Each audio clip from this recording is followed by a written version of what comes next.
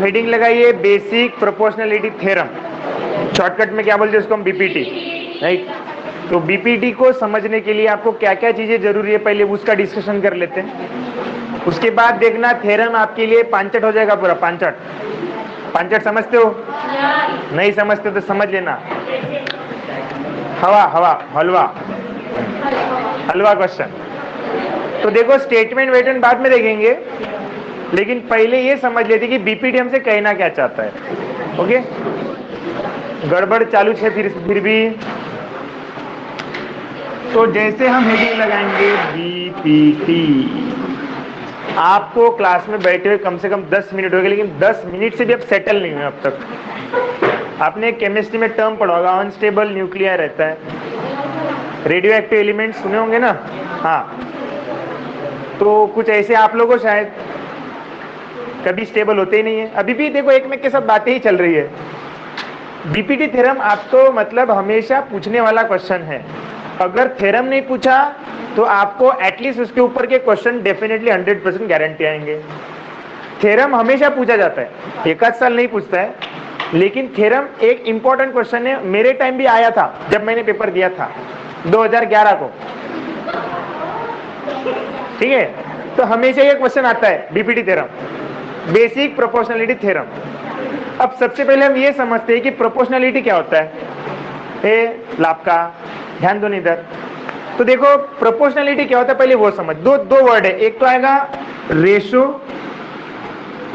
और एक आएगा प्रोपोर्शनलिटी या फिर प्रोपोर्शनल।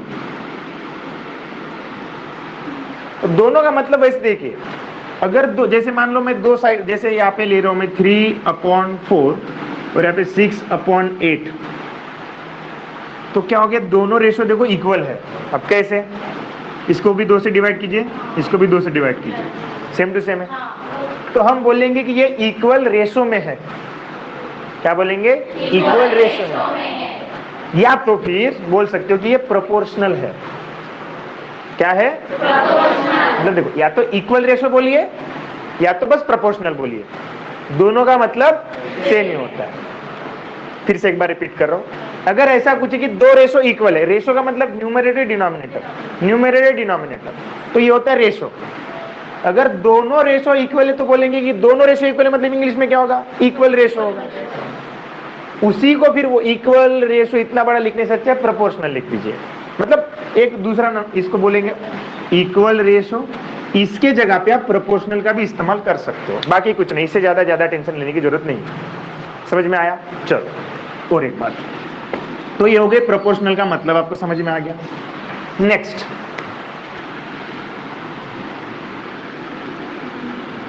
ये लाइन पैरेलल है, मतलब दो, मान लीजिए लाइन एल लाइन एम, दोनों लाइन कैसे है? पैरेलल। तो अगर मान लो ये दो पैरेलल लाइन है तो इनके बीच का डिस्टेंस समझ लीजिए 2 सेंटीमीटर है, यहां पे इस जगह पे। तो ये लाइन ऐसे आगे बढ़ती जाएंगी, आगे बढ़ती जाएंगी, तो इनके बीच का यहां पे भी मैं डिस्टेंस काउंट करूंगा तो वो भी 2 सेंटीमीटर ही आएगा। मतलब क्या हुआ कि दो पैरेलल लाइन के बीच का डिस्टेंस कभी भी चेंज नहीं होता। Always the distance between two parallel lines constant. क्या होगा? जो होगा डिस्टेंस किसके किसके बीच का? पैरेलल लाइंस के बीच का, कैसा रहेगा? कांस्टेंट। चाहे आप इधर भी कीजिए, किधर भी, ये आगे बढ़ने दीजिए और बस मेजर कीजिए दोनों के बीच का डिस्टेंस, तो हमेशा सेम ही रहेगा। अब ये सब क्यों बता रहा हूं आपको, जैसे मैं प्रूफ पढ़ाऊंगा वैसे वैसे आपको समझ में आएगा।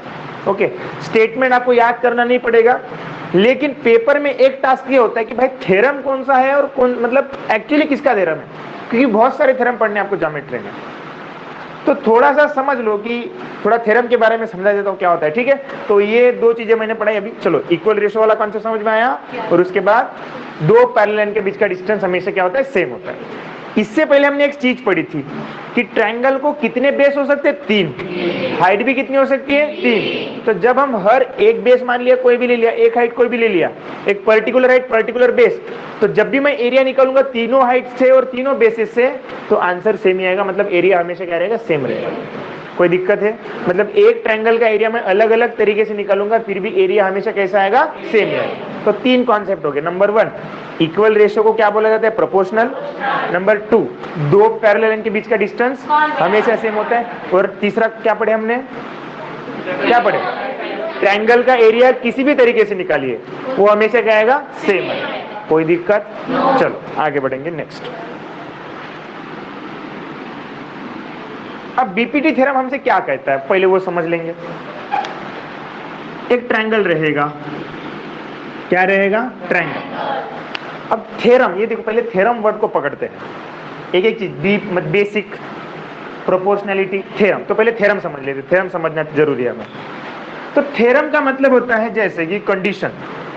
जैसे मान लीजिए हम बच्चे होते थे पहले, बच्चे अभी बड़े हो गए ना आप लोग, मैं भी बड़ा हो गया। तो पहले क्या होता था कि मम्मी मेरी मुझे दुकान में भेजती थी, बेटा 2 किलो साकर घेऊन येशील। मान लीजिए 2 केजी शक्कर जो होगी वो 40 रुपए की होती होंगी, मान लीजिए 40 रुपए की होती होंगी। मम्मी को बोलता था मम्मी 50 दे, 50 मांगता था ना, मैं 50 मांगता था ना, क्यों? तेव्हाच मी जाईन, नाही तर मी जाणार। इसका मतलब क्या हुआ? इसका मतलब क्या हुआ? मैंने अपनी कंडीशन रखी। अरे कंडीशन रखी ना। अरे सीधी बात है, मान लो मैं लड़की देखने गया, तो लड़की देखने गया तो क्या बोलेंगे? पहले नाम पूछेंगे, ठीक, बता दूंगा मैं अपना। उसके बाद पूछेंगे कितना कमाते हो, ठीक है। अगर मैंने बोल दिया कि बस मुझे सरकारी जॉब है, तो बाकी कुछ नहीं पूछेंगे, बाकी कुछ नहीं पूछेंगे।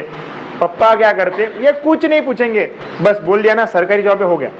लेकिन अगर मैंने गलती से बोल दिया कि मैं प्राइवेट हूं, तो फिर पूरी कुंडली बतानी पड़ेंगे। मतलब उन लड़की वालों की कंडीशन है, क्या कंडीशन है? कि सरकारी जॉब होती है। तो मतलब क्या हो गया? देखो स्टेटमेंट कैसे लिखेंगे। लड़की का बाप क्या बोलता है? अगर लड़के को सरकारी जॉब होगी तो ही मैं अपनी बेटी दूंगा। तो इसमें क्या हो गया? कंडीशन हो गया ना। अब थोड़े लड़कों के साइड से सोचते हैं। लड़का बोलता है मला 5 तोड्याचा गोप पाहिजे, तर तुझी पोरगी जमते, नहीं तो जमेगी नहीं। चलो जैसे अब मेरे दोस्त का बर्थडे था, वो क्या बोलता? अगर गिफ्ट लाना है तो आइए, ना तो मत आइए।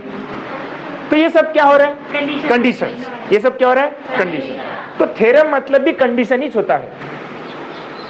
तो आपने देखा होगा, अब जब स्कूल में तो पढ़े हो शायद आप लोग, तो आपने देखा होगा कि हमेशा थ्योरम इफ और देन के फॉर्म में होता है। जर तर, इफ,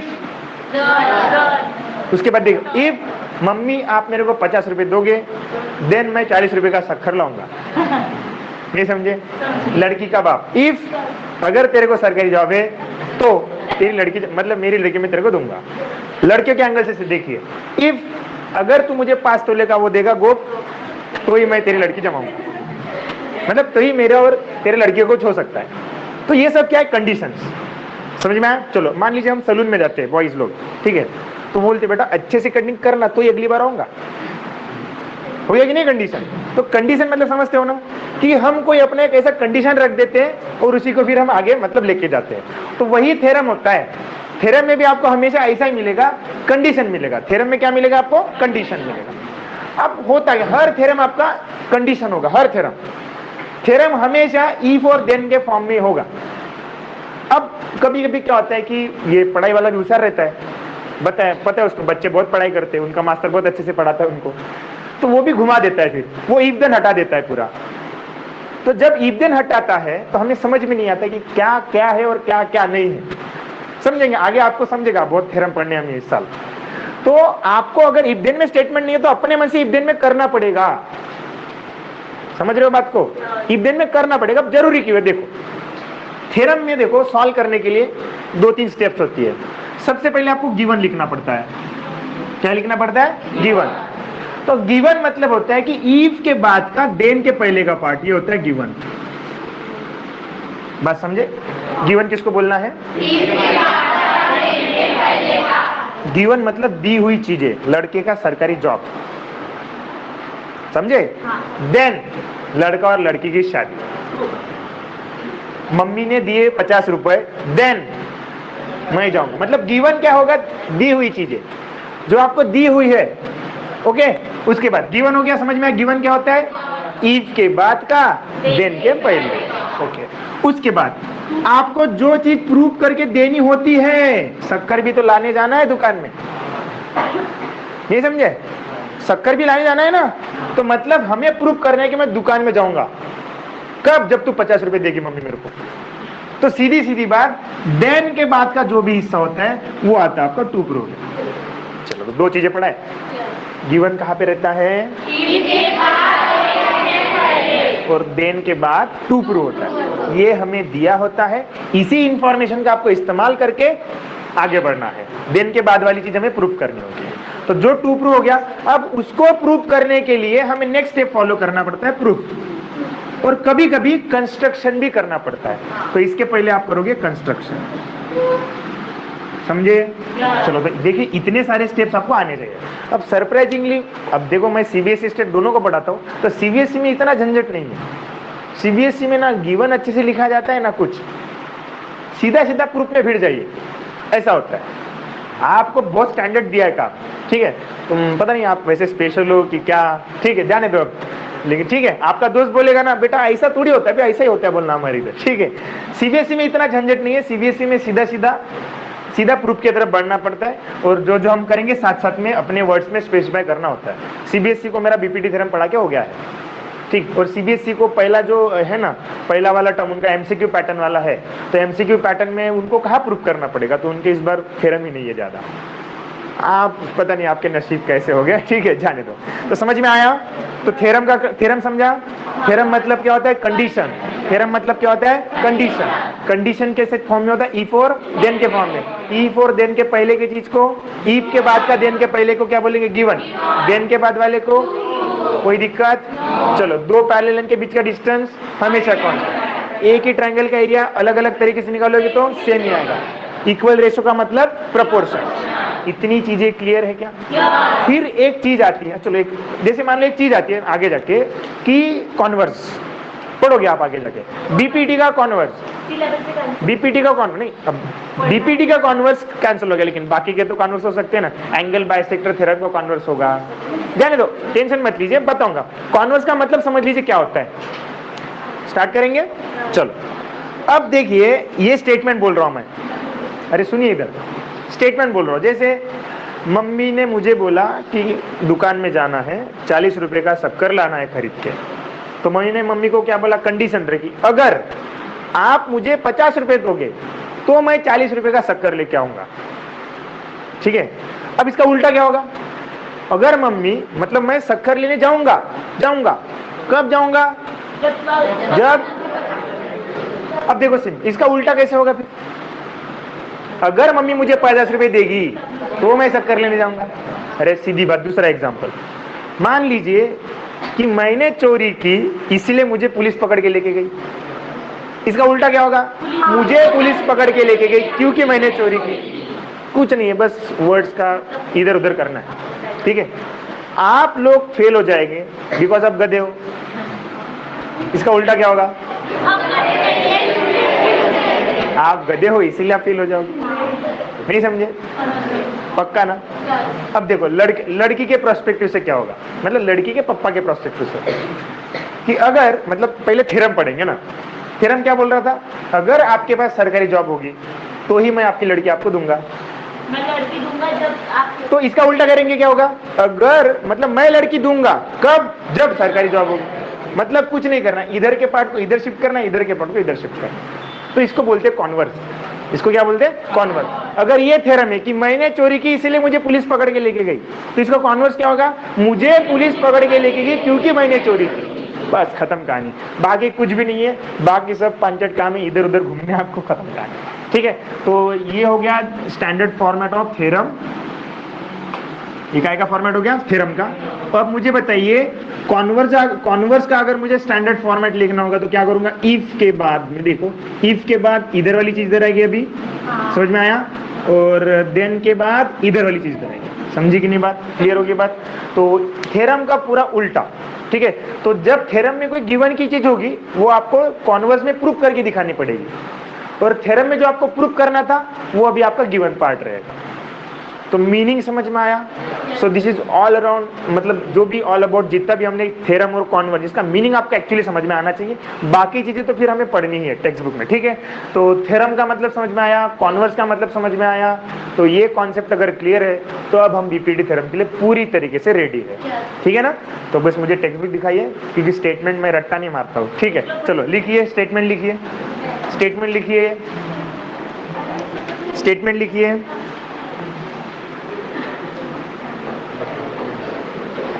चलो लिखा, स्टार्ट करेंगे।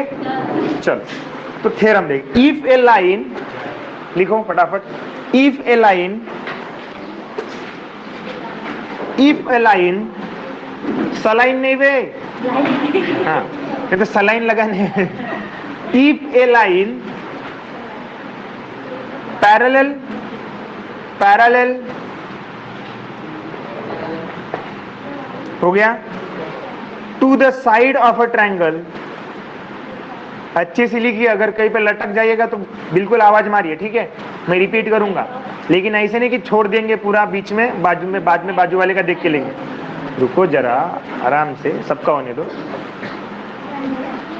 रिपीट कर रहा हूं फिर से, if a line parallel to a side of a triangle intersects, intersects the remaining sides, the remaining sides, the remaining sides in हो गया, in TWO2 2 distinct points, distinct, DISTINCT, spelling repeat कर रहा हूं डिस्टिंक्ट की, DISTINCT, distinct points, distinct point, कोई लटका तो नहीं, कोई रहा तो नहीं, चल। देन हो गया, देन द लाइन हो गया, divides, the line divides the sides in the same proportion, in the same proportion. तो यहाँ पे देखो जितने भी चीजें मैंने पढ़ाई सबकी सब आ रही है। प्रोपोर्शन वर्ड आया, पैरेलल आया, ट्रायंगल आया, ठीक, तो रेशो भी आया। रेशो आया क्या?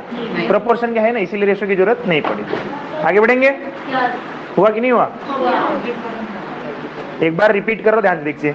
If a line parallel to a sides of a triangle intersects the remaining sides in the two distinct points, then the line divides the sides in the same proportion. ठीक है, तो इसको मिटा रहा हूं मैं।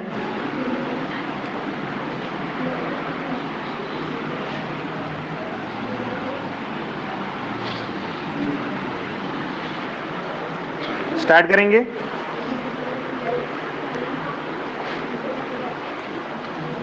चलो रेडी, ध्यान दीजिए इधर।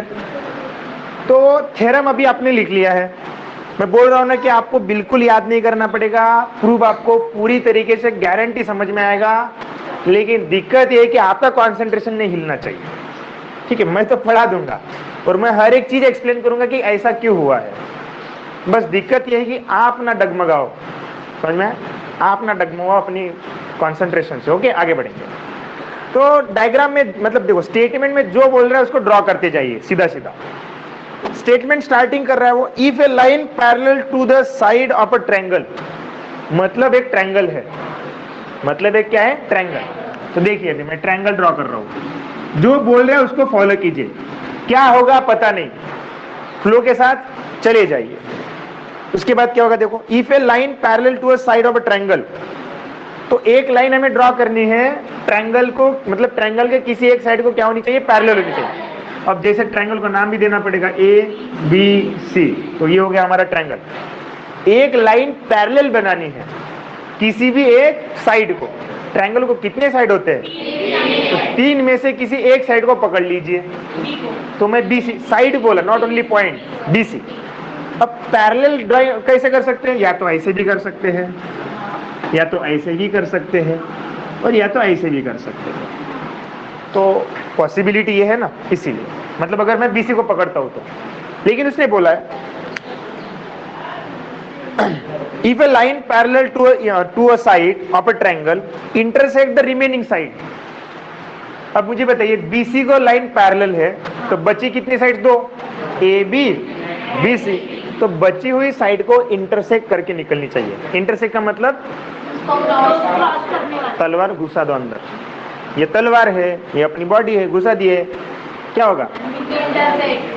तो समझ में आया? तो दोनों लाइन को काटते हुए निकलनी चाहिए। तो मतलब ये और ये पॉसिबिलिटी यही पे कैंसिल हो जाएगी। डायग्राम क्लियर हो रही ना? तो दो जो पॉइंट में क्या होगा? इंटरसेक्ट होगा, उनको नाम देंगे। थोड़ा बड़ा डायग्राम ड्रॉ करता हूं क्योंकि थोड़ा दिखना चाहिए आप लोगों को।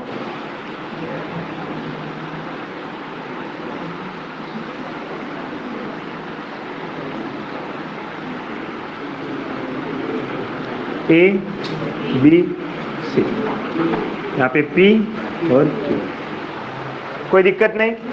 आगे बढ़ेंगे? चल, यहां तक समझ में आया? आगे बढ़ेंगे। अब देखो बाद में देन इस्तेमाल किया। देन क्या करना है? Then the line divides the side. अब ये जो लाइन है पी क्यू, वो कौन से साइड को डिवाइड कर रही है? ए बी और ए सी। अरे डिवाइड करना मतलब दो हिस्से कर देना। इंडिया पाकिस्तान का डिवीजन हुआ था, बॉर्डर है ना? डिवीजन का मतलब दो हिस्से पड़ गए। पहले इंडिया बहुत बड़ा था, फिर पाकिस्तान उधर चला गया, तो डिवीजन का मतलब क्या? हिस्से पड़ जाना। तो ये जो PQ नाम की लाइन है, इसने AB साइड के दो हिस्से किए। क्या बताइए आप? पहले AB अकेला साइड था, फिर क्या हुआ? उसके दो हिस्से बन गए, एक हो गया AP और एक है PB। समझ में आया? चल, अरे देखो सिंपल, समझ में आया? कोई दिक्कत? आगे बढ़ेंगे। सेम देखिए AC साइड को भी उसने दो हिस्से में बांट दिया, AQ। तो यहां तक क्लियर हो गई बात? तो देन के बाद वो क्या बोल रहा है? The line divides the sides in the same proportion. मतलब ये जो दो लाइन डिवाइड्स होंगी वो सेम प्रोपोर्शन में रहेंगी।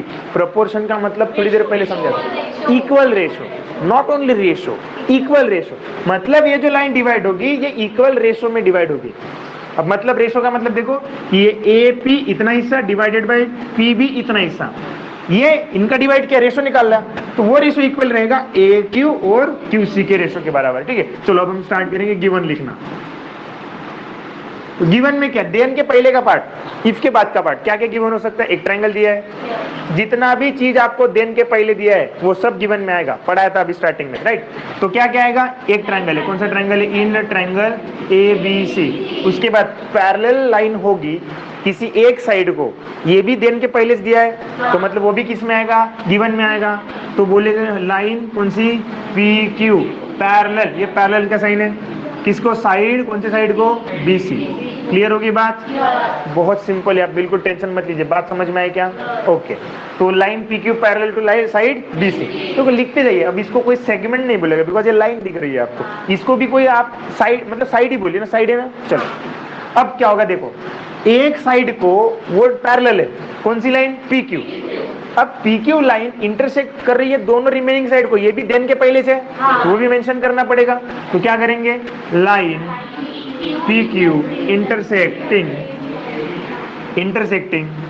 साइड कौन सा? AB AC एट कौन सा point? At P and Q respectively.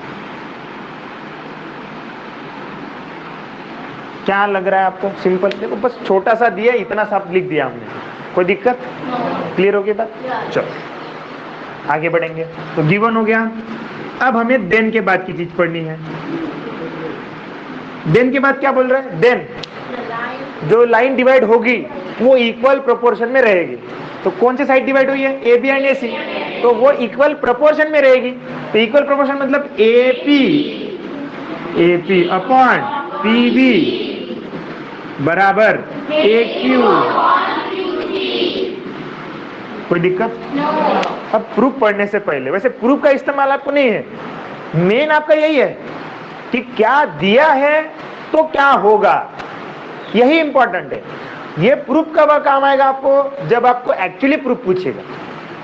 Examples आपको बस एग्जाम्पल पढ़ने के लिए इतना काफी है, एग्जाम्पल सॉल्व करने के लिए इतना डाटा सफिशिएंट, इससे ज्यादा कुछ भी नहीं चाहिए। समझ में आई बात? जब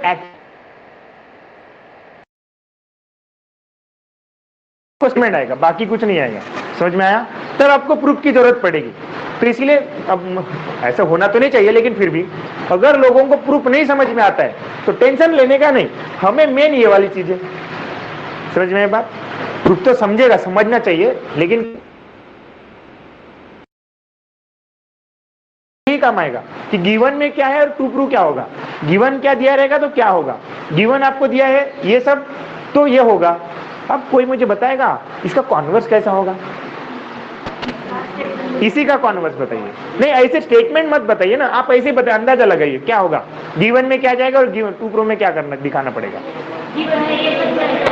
गिवन में रहेगा ये, गिवन में क्या बोलेगा कि एक लाइन जो दो साइड को इंटरसेक्ट कर रही है वो इंटरसेक्ट मतलब वो इक्वल प्रोपोर्शन में है तो पैरेलल होगी। उल्टा करना है पूरा। देखो ना, गिवन में पैरेलल दिया है तो प्रूव हमें ये करना है, कॉन्वर्स मतलब उल्टा। जो टू प्रूव में दिया है वो गिवन में घुसेगा, अभी तो ये गिवन हो जाएगा अपना उस टाइम, तो हमें प्रूव करके ये दिखाना पड़ेगा। समझ में आया बात? चलो अब एक काम करेंगे, थोड़ा कंस्ट्रक्शन भी करना पड़ेगा। अब हर थ्योरम में कंस्ट्रक्शन करना पड़ेगा जरूरी नहीं है, नॉट नेसेसरी, लेकिन वो डिपेंड करता है सिचुएशन पे। ठीक है, चलो देखो मैं क्या कर रहा हूँ। सबसे पहले देखिए, अब टेक्स्ट बुक में मैं थोड़ा अलग पढ़ाऊंगा, ठीक है, लेकिन आपको पूरा समझेगा। क्या कर रहा हूं मैं, ये ट्रायंगल ए पी क्यू को पहले मैं मान रहा हूं ए क्यू को बेस, ठीक है, तो वर्टेक्स क्या होगा पी, तो ऐसे हाइट ड्रॉ करेंगे यहाँ पे परपेंडिकुलर। कोई दिक्कत? चलो इसको मान लेंगे हम, कौन सा नाम देते, एक्स, कोई भी नाम देंगे, कोई दिक्कत नहीं। उसके बाद मान लीजिए एपी को बेस मान रहा हूं, तो क्या होगा यहाँ पे, क्या होगा एक्स वाई, ठीक है, यहाँ पे भी कितना रहेगा परपेंडिकुलर। चलो तो देखो, जब ट्रायंगल ए पी क्यू की हम बात करेंगे, कौन सा ट्रायंगल ए पी क्यू, तो जब मैं ए पी को बेस मानूंगा तो ए क्यू वाई क्यू हाइट हो जाएगा, और जब मैं ए क्यू को बेस मानूंगा तो पी एक्स क्या हो जाएगा, हाइट हो जाएगा। अब ये बेस और हाइट का चक्कर समझ में आ रहा है ना, तो मतलब आपको समझता है कि बेस और हाइट रहा तो हम क्या निकाल सकते हैं, एरिया, और हमें एरिया निकालना है बाद में, मैं समझाऊंगा कैसे निकालना है। ठीक है, चलो ध्यान दो, आगे बढ़ेंगे, क्लियर हो गई बात। उसके बाद देखो, ये पी और सी को भी ज्वाइन करना है, और जो भी कंस्ट्रक्शन करोगे डॉटेड से करना, ठीक है। उसके बाद क्या करना है, ऐसे बी क्यू को भी क्या करना है, आपको ज्वाइन करना है। कोई दिक्कत? समझे कि नहीं समझे? क्लियर हो गई बात? पक्का? आगे बढ़ू? 100%? चल, तो जो जो किया वो लिख लीजिए, ठीक है। हमने क्या किया, इन ट्रायंगल, कौन सा triangle, A P Q, A P Q, इस ट्रायंगल में हमने जब बेस माना ए पी तो हाइट ड्रॉ किया क्या, बी वाई, तो draw height Q Y on base, कौन सा बेस, वेरी गुड, नहीं समझे? चलो उसके बाद दूसरा तरीका भी, जब A Q base height, draw height, कौन सी height, P X on A, clear हो गई बात। उसके बाद join P C and Q B, join P C and, इतना कंस्ट्रक्शन किया, ठीक है, तो यहां तक लिख लीजिए, उसके बाद प्रूफ देखेंगे। समझा यहां तक? किसी को सिंगल डाउट भी होगा तो बोलिए, बहुत सिंपल है। हाँ ओके, तो यहां तक आपको सारी चीजें मैंने समझा दी है। अब इसके आगे का रास्ता भी बड़ा आसान है।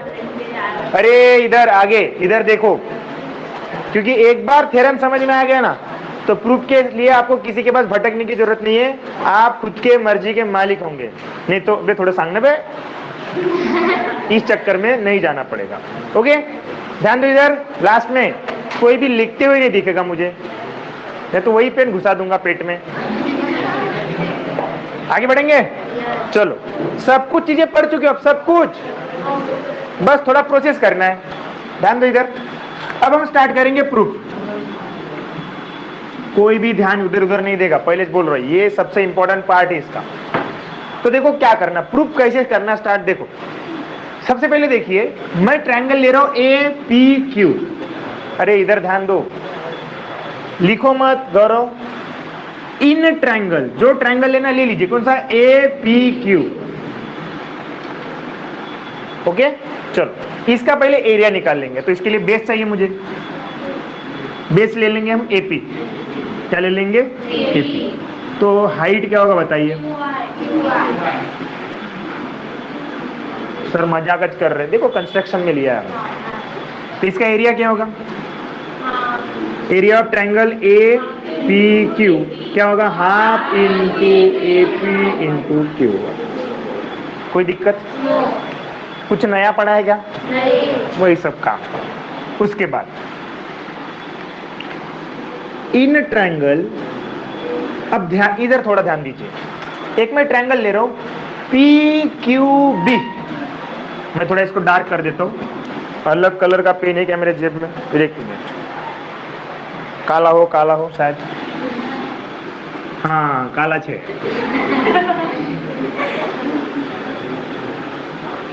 सो ये ट्रायंगल है आपका पी क्यू बी। सो कौन सा ट्रायंगल, पी क्यू बी। अब इसका बेस अगर मैं पी बी ले रहा हूं, अबे ध्यान दो इधर, इसका बेस क्या लूंगा मैं, पी बी, पी बी। तो हाइट क्या होगा, बराबर देखिए जरा, ये 90 डिग्री थोड़ी है बे, ये देखो ये 90 डिग्री एंगल है क्या, तो ये थोड़ी हाइट होगा। तो इसका हाइट मुझे कैसे ड्रॉ करना पड़ेगा, इसके बेस को आगे बढ़ा के वर्टेक्स पॉइंट तो क्यू होगा। हाँ। तो क्या लग रहा है आपको, क्यू वाई हाइट होगा ना उसका, नहीं समझा, एक बार फिर रिपीट कर रहा हूं। अरे देखिए मैं ट्रायंगल ले रहा हूं पी क्यू बी और बेस लिया मैंने पी बी को, किसको बेस लिया, देखो अभी भी कुछ लोग लिख रहे हैं, लिखो नहीं ना रे, ध्यान दो ना। तो जो ट्रायंगल है पी क्यू बी, इसका बेस अगर हम पी बी लेंगे तो हाइट क्या होगा, तो हाइट मतलब होता है वर्टेक्स पॉइंट से 90 डिग्री, मतलब सीधी लाइन आनी है बेस तक, मतलब बेस और वर्टेक्स में जो लाइन बनेगा कितना डिग्री एंगल होना, 180 सॉरी 90। तो अब देखो पी बी अगर बेस है तो वर्टेक्स होगा क्यू, मैंने बोला वर्टेक्स कैसे पहचानते हैं, बेस के 2 पॉइंट को छोड़ दीजिए, जो बचेगा तीसरा वर्टेक्स होगा, तो वर्टेक्स क्या होगा, तो इसमें से देखो अब ये होगा पी बी, तो बेस मतलब बेस को थोड़ा सा आगे बढ़ाया मैंने इधर, तो यहां से एक परपेंडिकुलर लाइन अपने उसके वर्टेक्स, तो हाइट क्या होगा इसका, क्यू वाई। कोई दिक्कत, पक्का। तो बेस होगा इसका पी बी, तो हाइट क्या होगा, कोई दिक्कत। चलो इसका भी एरिया निकाल लो,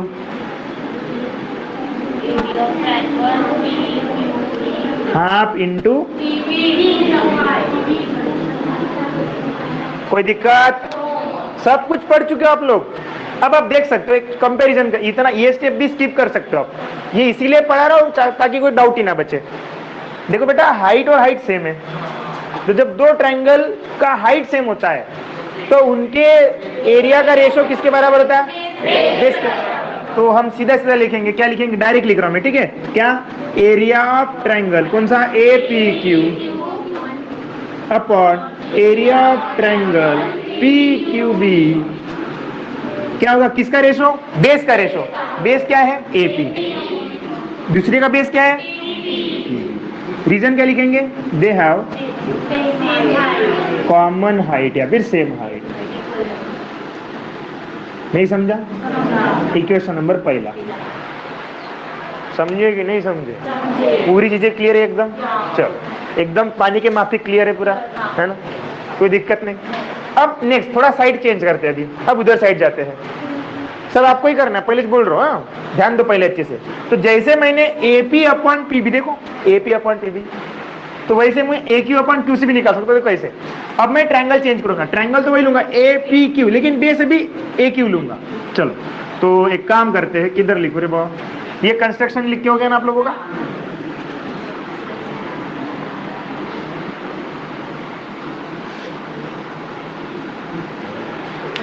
चलो देखो, तो क्या होगा, इन ट्रायंगल, फिर से कौन से ट्रायंगल में, ए पी क्यू ट्रायंगल, ठीक है, बेस कौन सा लेंगे भी, ए क्यू, हाइट, वेरी गुड। दूसरा ट्रायंगल, अब देखो जैसे मैंने पी क्यू बी लिया था, अब क्या लूंगा, Q P C, Q P C, तो इन ट्रायंगल चलो बेस, इसका बेस मान लो मैं QC ले रहा हूँ, क्या ले रहा हूँ? तो चलो इसका हाइट फाइंड करके बताइए मुझे। फिर से एक बार, बेस ये वाला है, बेस है। अब हाइट मतलब होता है बेस से 90 डिग्री वाला लाइन। ये 90 डिग्री थोड़ी है, 90 डिग्री है क्या? नहीं। तो मतलब ये हाइट होगा क्या? नहीं। तो हाइट क्या करना पड़ेगा? बेस को आगे बढ़ाना पड़ेगा। चलो ठीक है, तो देखो हाइट को आगे बढ़ाया, सॉरी बेस को आगे बढ़ाया, वर्टेक्स क्या होगा इसका? अरे देखिए ना, अगर एक QC क्या हो गया आपका? बेस हो गया। तो ये 2 पॉइंट को छोड़ के जो बच रहा है, क्या बच रहा है? P। तो P आपका वर्टेक्स होगा, वर्टेक्स से 90 डिग्री बेस की तरफ, तो मेरे ख्याल से PX। तो इसका भी हाइट क्या हो जाएगा? PX। देखिए हाइट हाइट सेम है। तो फिर से क्या होता है? Area of triangle APQ upon area of triangle QPC बराबर किसका रेशो? बेस का रेशो। तो AQ अपॉन, कोई दिक्कत? तो फिर से रीजन लिखेंगे, दे हैव कॉमन।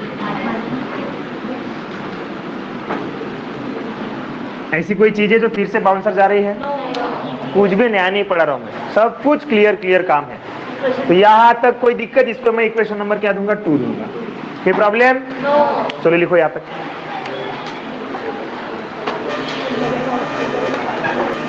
चलो स्टार्ट करेंगे लास्ट में इधर आगे। तो अब कुछ नहीं, अब बस फॉर्मेलिटीज बची है कुछ, ध्यान दो। लिखो, बंद तो बंद, बाद में लिखना।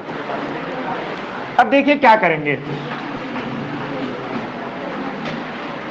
सिंपल। देखिए पहला इक्वेशन देख लो पहले, अरे ध्यान दो इधर, पहला इक्वेशन देखो और दूसरा देखिए, दोनों इक्वेशन का न्यूमरेटर सेम है। देखो पहले इक्वेशन में जो लेफ्ट साइड का न्यूमरेटर है वो ट्रायंगल APQ, इसमें भी देखिए ट्रायंगल APQ, तो इसको कोई दिक्कत नहीं होगा। बाद में देखो दूसरा जो, मतलब पहले इक्वेशन का जो डिनोमिनेटर है वो ट्रायंगल PQB है और यहाँ पे क्या है? QPC, मतलब ये अलग अलग है। तो अभी इनके अंदर घुस के देखते हैं हम लोग। देखो कैसे घुसते हैं अभी हम लोग। इन ट्रायंगल, कौन सा ट्रायंगल? PQB। किधर ही जाना नहीं है, बस इधर का देख के इधर में छापना। एंड QPC, ठीक है, कोई दिक्कत नहीं यहां तक। अब देखो आगे क्या होगा। तो जब हम PQ, अब डायग्राम में आइए थोड़ा सा। PQB ये वाला ट्रायंगल है आपका, इसका बेस मानने में PQ लेता हूं। क्या लेता हूं? PQ। इसका अगर हम मान लो बेस लेंगे, बेस कौन सा होगा? PQ। कोई दिक्कत? चलो साथ साथ में QPC का भी देख लीजिए। QPC कौन सा है? QPC, इसका भी बेस मान लो मैं PQ लेता हूं। कोई दिक्कत? समझा? कुछ नहीं, बस सिंपल चीजें। अब हाइट की बात करेंगे। थोड़ा सा ध्यान दीजिए आप लोग सब जन, कि अगर ये बेस है तो हाइट क्या होगा? वर्टेक्स आपका B है, पहले का क्या है? B है ना। तो वर्टेक्स तक पहुंचना है लेकिन परपेंडिकुलर लाइन बना के। तो ये बेस है, यहां से मैं ऐसे करूंगा, देखो ना, ऐसे आगे बढ़ाऊंगा इसको मैं ऐसे, और यहां से पहुंचूंगा। कितना डिग्री होगा? 90 डिग्री। अब बस मैं इधर ही कर रहा हूं, ठीक है। इसको मैं मान लेता हूं XYZW, ठीक है। तो क्या होगा? WB। क्या होगा? WB। देखो लिखने की जरूरत नहीं इसको, बस समझा रहा हूं, इसीलिए बाद में मिटा दूंगा मैं इसको, इसीलिए ध्यान दीजिए। उसके बाद अगर नेक्स्ट वाला ट्रायंगल देखेंगे QPC, इसका बेस आपका क्या है? PQ। तो इसका हाइट भी क्या करना पड़ेगा? ऐसे आगे बढ़ाना पड़ेगा और ऐसे इधर लेना पड़ेगा। तो इसको मान लीजिए मैं U देता हूं नाम, तो क्या हो जाएगा? UC। हाइट क्या होगा? लेकिन गिवन में हमें एक चीज दी है,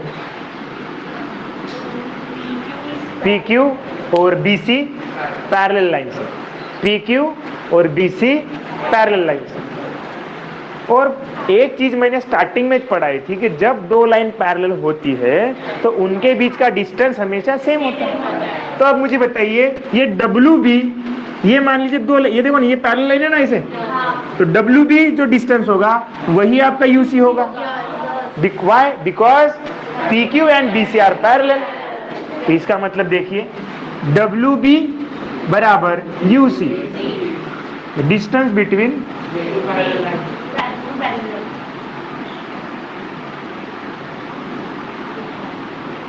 कौन से लाइन पैरेलल है? नहीं समझा? समझा। अब देखो थोड़ा, बहुत मजा आएगा। दोनों का बेस भी सेम है, हाँ। दोनों का हाइट भी सेम हो गया, हाँ। तो दोनों का एरिया पढ़ाया था। हाँ। कंडीशन नंबर लास्ट वाली, चौथे नंबर की, होगा रिकॉर्डेड में, देख लेना आप एक बार। क्या कि अगर दो ट्रायंगल है, दोनों का बेस भी सेम है, हाइट भी सेम है, दोनों का बेस भी इक्वल है, हाइट भी इक्वल है, तो उनका एरिया भी इक्वल होता है। मतलब हैंस ये जो ट्रायंगल है, ट्रायंगल PQB, इसका एरिया ये बराबर रहेगा एरिया किसके? ट्रायंगल के। रीजन क्या रहेगा? They have same height and base. अब देखिए, आप बोलोगे सर टेक्स्ट बुक में तो इतना है नहीं। बेटा एक एक चीज समझ में आनी चाहिए, आप बाकी चीजें स्किप कर सकते हो, ये स्टेप लिखने की जरूरत नहीं है, दिखाने की जरूरत नहीं। बस यहाँ पे आप देखो, टेक्स्ट बुक में क्या दिया है, ये दो ट्रायंगल लिखे और डायरेक्ट लिखा है they have same height and same base, लेकिन समझाया नहीं ना उधर, तो आपको समझना, इसीलिए आप एग्जाम में डायरेक्ट लिखो, कोई दिक्कत नहीं होगा। लेकिन घर में जाके ये तो नहीं होना, अरे सर कैसे इक्वल दिखा है, कैसे हाइट सेम है, कैसे बेस सेम है, तो ये तरीके से समझो, कोई दिक्कत? चलो अब मुझे बताइए, अगर मान लो एरिया ऑफ ट्रायंगल PQB ये सेम है एरिया ऑफ ट्रायंगल QPC के साथ, दोनों सेम टू सेम है ना, तो इनको मैं किसी एक ही नाम से बताता हूँ, X, क्योंकि दोनों सेम है। अब ये देखो, PQB और QPC दोनों बराबर है, दोनों को मैंने क्या बोल दिया? X। दोनों सेम टू सेम है, तो अलग अलग नाम क्यों? एक अच्छा नाम क्यों नहीं हो सकता? हो सकता है। नाम में क्या रखा, इस वाली टॉपिक में देखा था पूरा, राइट। तो अब देखिए, इसको क्या करना है? Put in first and second. चलो फर्स्ट इक्वेशन क्या होगा देख लेंगे। देखो पहला इक्वेशन ये देखो, APQ अपॉन PQB, PQB का वैल्यू क्या है? X, तो एरिया ऑफ ट्रायंगल क्या होगा रे? APQ अपॉन एरिया, हाँ चलो, ये PQB की जगह पे X, तो लिख सकता हूं मैं X इक्वल टू क्या होगा? ये AP upon PB, AP upon PB, equation number तीसरा। कोई दिक्कत? दूसरा इक्वेशन देखो क्या होगा, बताइए क्या होगा? APQ upon X, area of triangle APQ upon X, क्या है? AQ upon Q, AQ upon. अब थोड़ा सा तीसरा चौथे को देखिए, लेफ्ट साइड कैसे लग रही है? कुछ नहीं रही। देखो area of triangle APQ, area of triangle APQ divide by X, दोनों का लेफ्ट साइड, दोनों का लेफ्ट साइड, दोनों का लेफ्ट साइड, तो राइट साइड, खत्म कहानी। फ्रॉम इक्वेशन तीसरा एंड चौथा, राइट साइड क्या है तीसरे की? AP अपॉन PB, चौथे की क्या है? क्या आपको लग रहा है टू प्रो में दिख रही है? रिपीट थ्योरम इज, अभी हुआ ना खत्म, Hindustan petroleum HP hence proof. नहीं समझे क्या? देखिए इतना डिटेल पता होना चाहिए, तभी आप दूसरों को समझा सकते हो कि BPT ऐसा नहीं ऐसा है। कोई दिक्कत? भेजे के ऊपर से गया? ईमानदारी से बताना, ठीक है। तो आज का क्लास यहीं पे खत्म होता है, मिलेंगे हम कल के क्लास में। इसका कॉन्वर्स का प्रूफ नहीं पढ़ेंगे बिकॉज वो आने वाला है नहीं। कॉन्वर्स आपको समझ में आ गया? एक बार पूरा समझा दूंगा, ठीक है। चलो प्रूफ वैसे पूछेगा नहीं, लेकिन मैं इसका बेसिक फंडा बता दूंगा क्या है। तो आज का पढ़ाई समझ में आया? DPT थ्योरम बहुत टफ है क्या? क्लियर हो गई बात? हर चीज मैंने एक्सप्लेन करके दी। कुछ कॉन्फिडेंस आया अगर प्रूफ आया तो? अगर एग्जाम में प्रूफ करने के लिए आया आपको तो क्या कॉन्फिडेंस आएगा? अभी पक्का सॉल्व करोगे? कुछ ऐसे ऐसे एकदम मरे हुए आवाज दे रहे। Bye bye. फोटो ले लीजिए दोनों आप।